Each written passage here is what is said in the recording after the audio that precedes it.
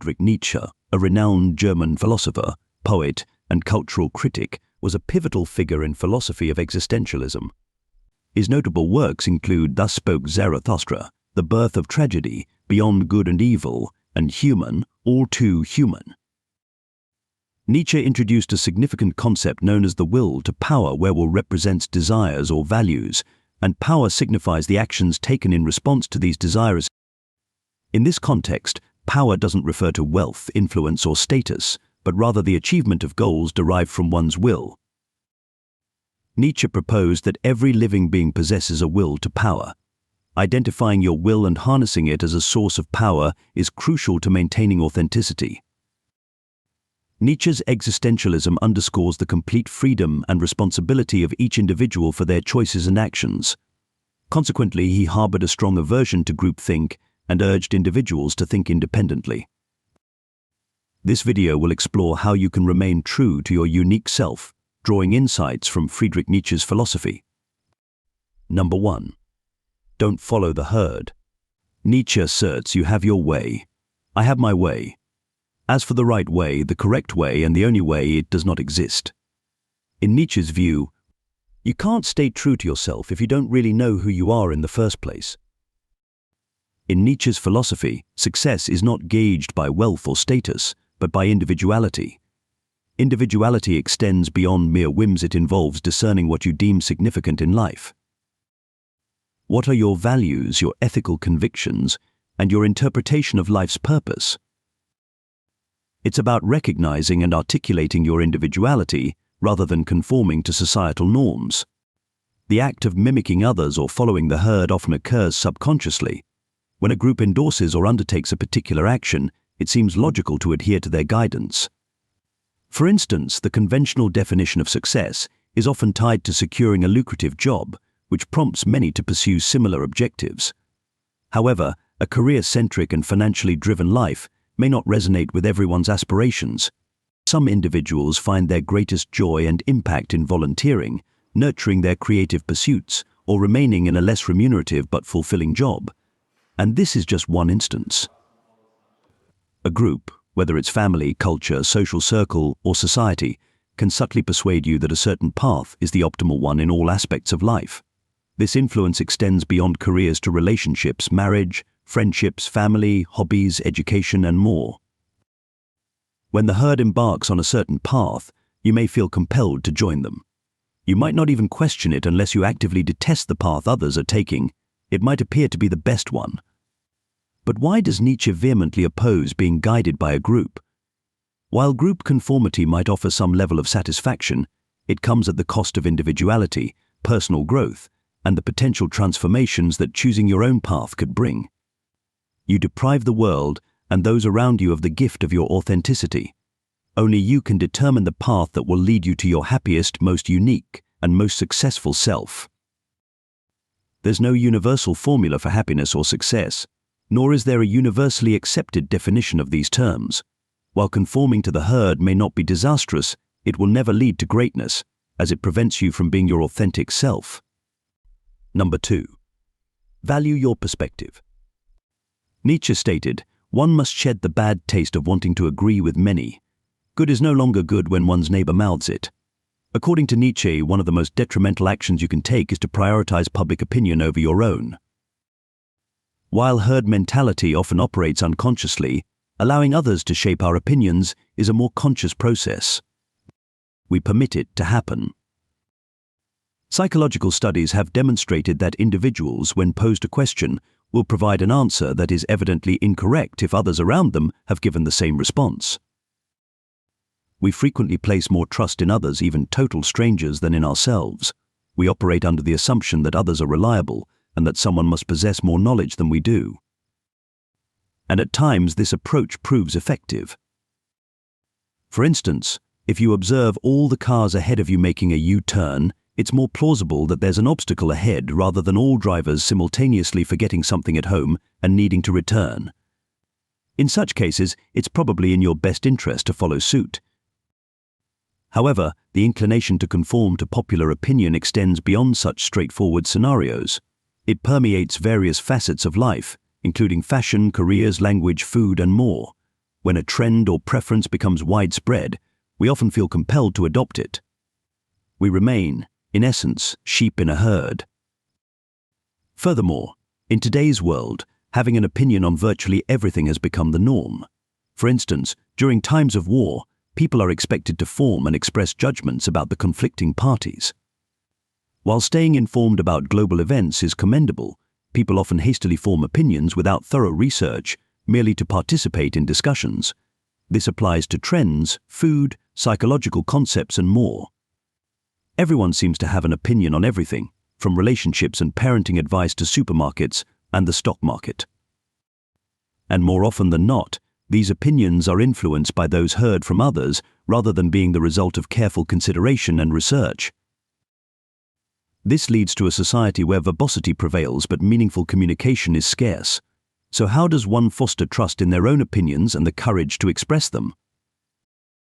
Firstly, one must embrace solitude, as it can be a lonely journey. People often shun or ridicule those with differing views, leading to encounters with confusion or judgment from others.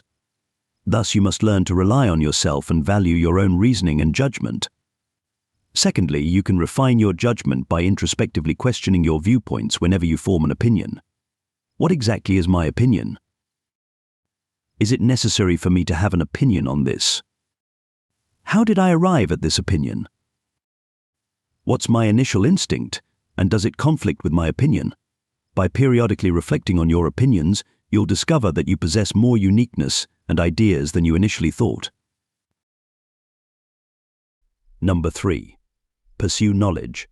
As Nietzsche said, sometimes people don't want to hear the truth because they don't want their illusions destroyed. Knowledge forms the foundation of everything, particularly our identity and growth. Self-knowledge can only be attained through understanding others and the world. The more we learn about the latter two, the more we can nurture our self-knowledge. Furthermore, research is a key term when it comes to forming your opinion and not conforming to others. Trusting your own opinion doesn't imply considering yourself the most intelligent person in the room. Rather, it means that if you hold an opinion, you should understand its origins and be prepared to defend it. The only way to accomplish this is by actively seeking knowledge. Nietzsche emphasized that the pursuit of knowledge is absolutely crucial for authenticity and genuineness. Knowledge is omnipresent, provided you are receptive to it. Whether it's a museum, a theatrical performance, or a stroll through a forest, each experience holds a lesson. Many of us navigate life with a tunnel vision focused on our tasks and objectives, thereby shutting ourselves off from the world's teachings and remaining stagnant. However, when you view the world with curiosity, you'll discover numerous elements that can inspire you or prompt you to question your life, actions, or goals. When something resonates with you, take the time to listen and reflect. For instance, a visit to a history museum can offer insights on how to navigate the present, while an art museum can provide a fresh perspective on your values and morals. The key is to remain attentive and allocate time to contemplate things you would typically overlook. In addition to this, knowledge can also be sought intentionally through research, as previously mentioned. Conducting research can be challenging.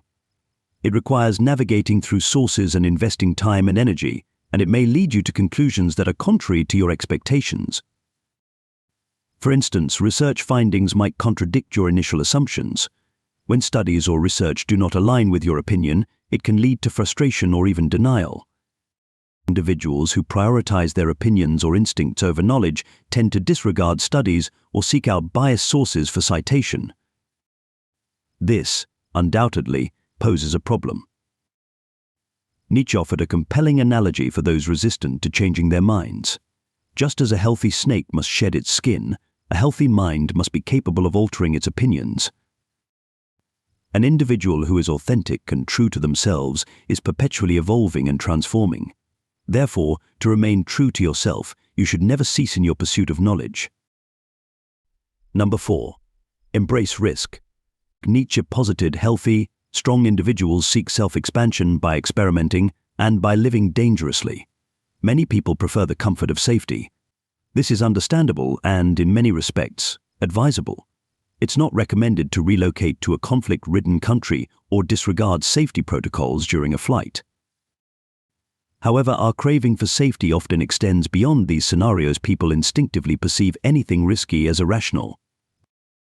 Yet, taking risks is not irrational. In fact, Nietzsche argued that it's absolutely essential for leading a successful and fulfilling life.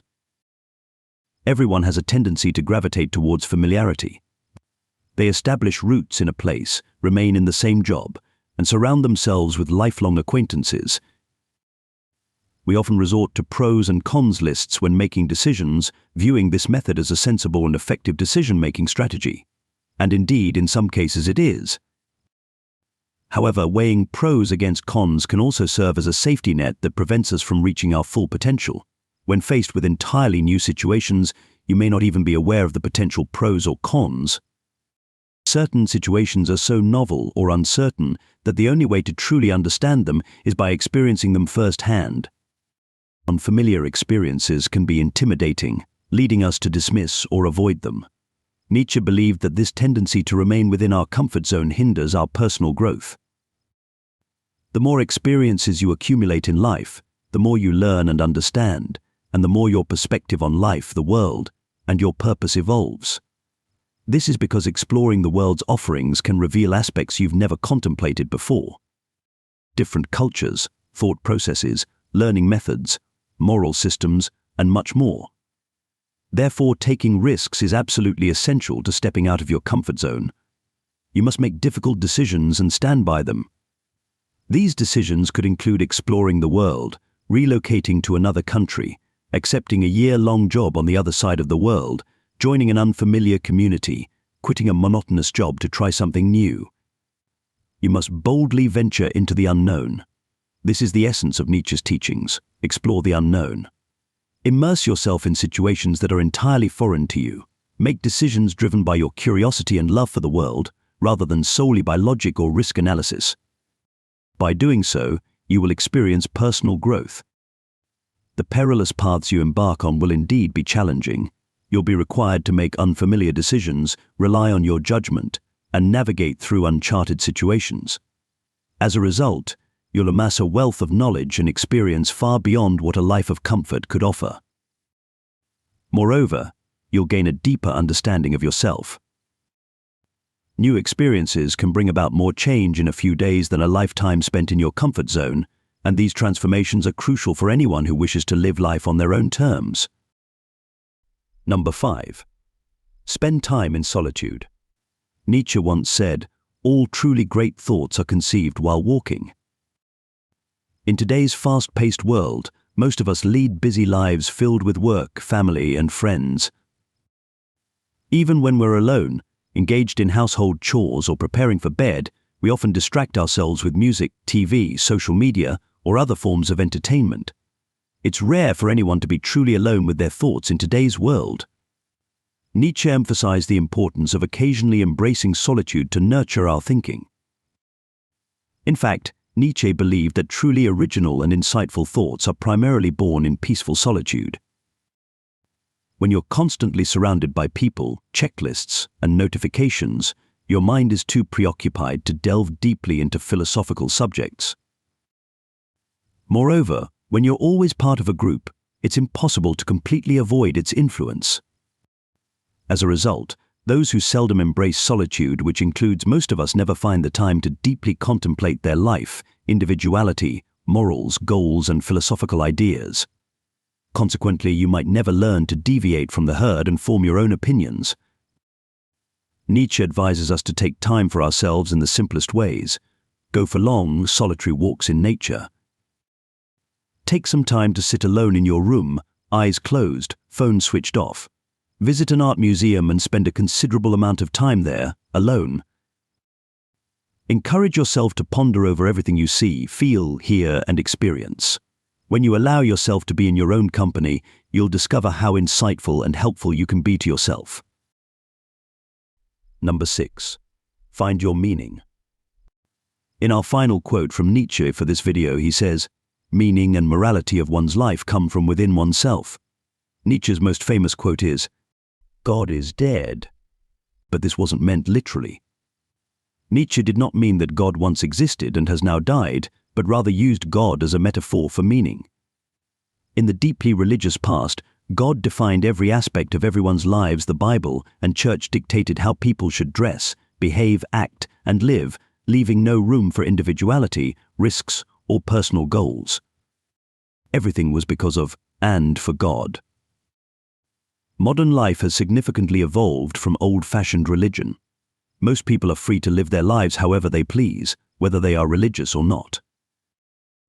It is widely acknowledged that life itself is precious and important, instead of merely a means to get to the afterlife. But this has one very intense side effect. Life no longer has an explicit goal. We are no longer destined to follow a certain religious way blindly. We have to think for ourselves. Life is no longer automatically meaningful. We have to give our own lives meaning. Meaning is a source of inspiration and motivation, and psychological conditions such as depression are often accompanied or even caused by the conviction that life lacks meaning. But how do you find your own meaning if we can't even define meaning in general? As a true existentialist, Nietzsche left meaning completely open because he was absolutely convinced of its subjective and individual nature. According to his philosophy, the meaning of life is to give your life meaning, whatever that meaning is. The only universal guide for meaning is that it should be there. On an individual scale, you have to decide what that meaning is. Meaning is like being handed a pen and being told that you have to draw the illustration yourself. Your meaning in life should always be specific and true to you. So you have to find yourself and stay true to yourself in order to find it. Ask yourself, what do I truly value, find important, or want to achieve? Then you will have your meaning. If you enjoyed this video, please make sure to check out our full LifeMastery Central videos to help you find success and happiness using beautiful philosophical wisdom. Don't forget to subscribe. Thank you so much for watching.